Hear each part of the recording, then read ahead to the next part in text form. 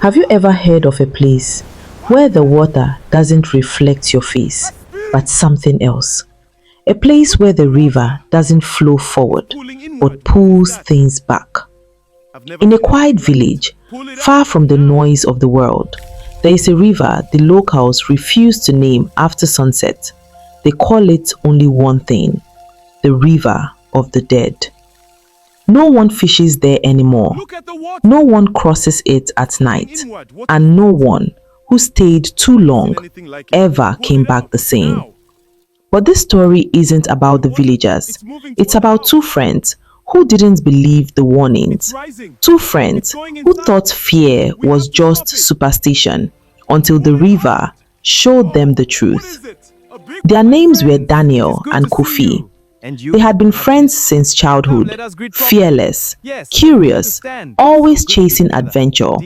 So when they heard about the river, they laughed. Spirits? Daniel scoffed. Just stories to scare children, Kofi added. But deep down, something about that river felt wrong. Still, they went anyway, because sometimes curiosity is stronger than fear. And sometimes that's exactly what gets you killed. It was just before sunset when they arrived. The air felt heavier near the riverbank. No birds, no insects, just silence. The kind of silence that presses against your ears. Kofi noticed it first. Why is it so quiet? He asked. Daniel shrugged, forcing a smile. Less noise means more fish. They set up their gear, casting their lines into the dark, still water. But the moment the hook touched the river, something strange happened. The water rippled, not outward, but inward, like something beneath the surface had noticed them. Kofi pulled back slightly. Did you see that? Daniel ignored it. Minutes passed, then suddenly, tug. Daniel's line jerked violently. Got one, he shouted. But this was no ordinary catch. The line didn't move like a fish. It didn't struggle. It just pulled, slowly, steadily, like something heavy dragging from the depths. Kofi stepped closer. Careful, that's not normal. Daniel grinned, stubborn as ever. It's a big one. But as he reeled it in, the water began to bubble. A foul smell filled the air, like something rotten, long dead. And then the line snapped. Both men froze. The river went still again, too still. Then Kofi whispered, "Let's leave." But Daniel shook his head. No, we just got here. That was his first mistake. Darkness fell faster than expected. The moon rose, pale and weak, barely lighting the river.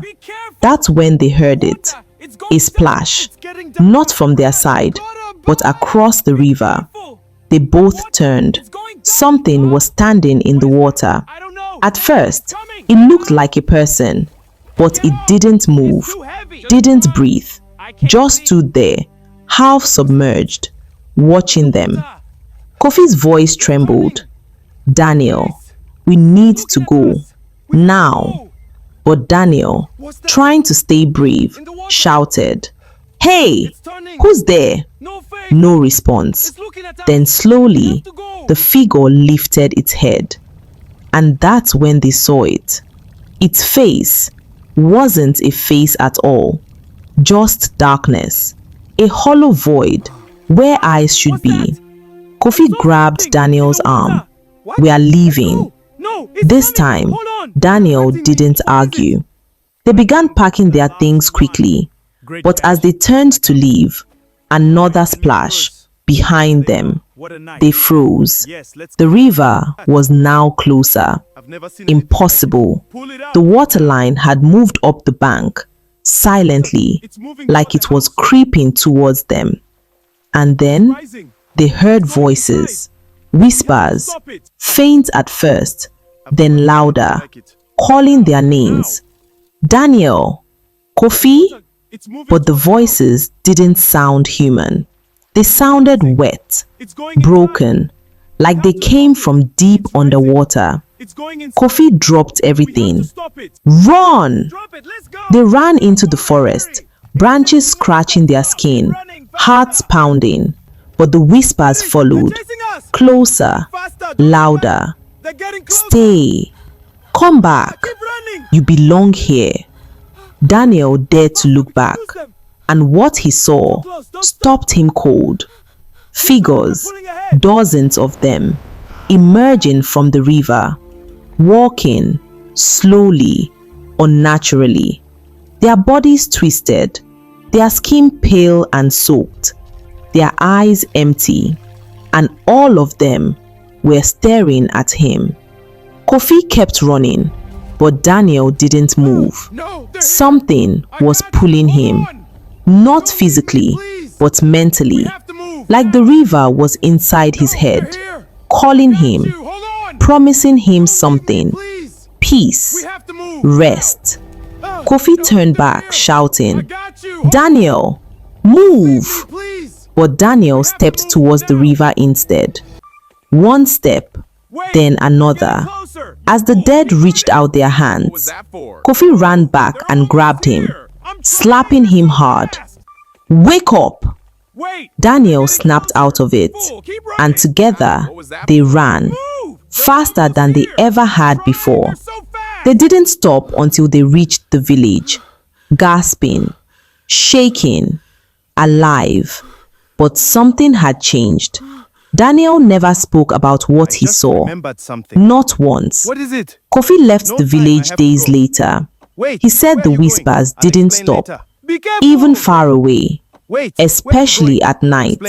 And as for the river, it's still there, waiting, watching for the next person who thinks it's just a story. So if you ever find yourself near a silent river, where the water doesn't move right, where the air feels too still, don't fish. Don't look too long. And whatever you do, if something calls your name from the water, don't answer.